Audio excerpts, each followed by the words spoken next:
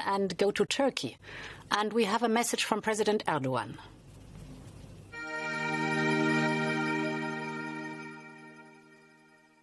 Saygıdeğer liderler, etkinliğimizin öncülüğünü My distinguished friend, Mrs. von der Leyen, who leads and moderates the event, distinguished stakeholders who have a sense of global responsibility, I salute you wholeheartedly on behalf of myself and my nation. I am unfortunately unable to join you during these hours when we have our cabinet meeting. Nevertheless, I'm very pleased to have the opportunity to address you through this video. In the light of the importance I attach to the matter, first of all, I offer my condolences to your citizens who have lost their lives as a result of the pandemic, and I wish a speedy recovery to those currently under care. The investments we have made so far in city hospitals have provided us with significant advantages in the fight against the pandemic. Although we already have a robust healthcare system and strong investments in infrastructure, we have begun the construction of new full-fledged pandemic hospitals with a capacity of 2,100 beds at 3 different locations in Istanbul. We will complete the construction of these hospitals and put them into service in 3 weeks' time. The coronavirus pandemic has ceased to be a mere health crisis and turned into a unique global test with political, economic and social dimensions. This pandemic has reminded us of the fact that our fate is common, even though our religions are different. With this point of view, Turkey has provided 57 countries with the assistance of medical supplies so far.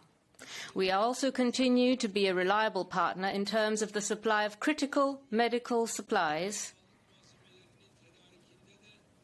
that are needed in this process, ranging from masks to ventilators. We also share our country's experiences in the fight against the virus with our friends along with our means.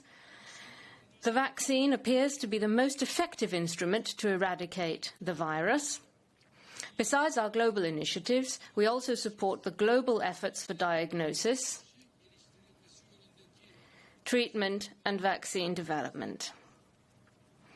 Under the G20 statement we agreed on March the 26th, we pledged to provide financing for the rapid development of a vaccine.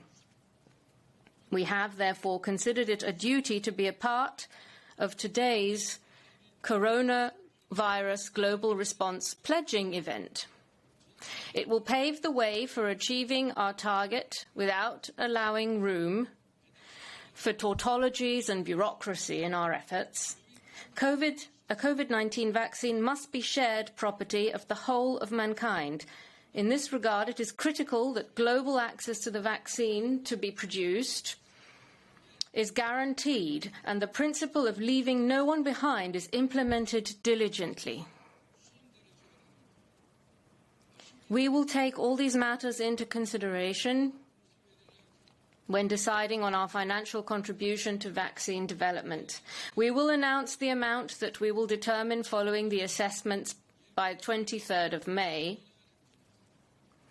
Distinguished friends, before I end my speech, I hope this event will achieve its purpose and be auspicious for our world. I would like to thank all agencies, organizations and stakeholders for their contribution.